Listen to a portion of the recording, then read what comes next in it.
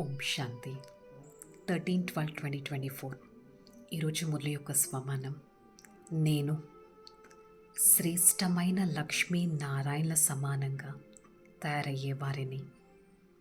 నా నడవడిక దివ్యంగా, నా ఆలోచనలు దివ్యంగా, నా మాటలను దివ్యంగా, నా గుణాలను దివ్యంగా తయారు చేసుకుంటూ పవిత్రత నా జీవితపు ఉద్దేశంగా భావిస్తూ నేను ఆత్మ ఉన్నతమైన లక్ష్మీ నారాయణుడను అని భావిస్తూ సదా నా ఈ జీవితపు లక్ష్యాన్ని అనుక్షణం గుర్తుపెట్టుకుంటూ జాగ్రత్తగా నడవడానికి ప్రయత్నిస్తాను.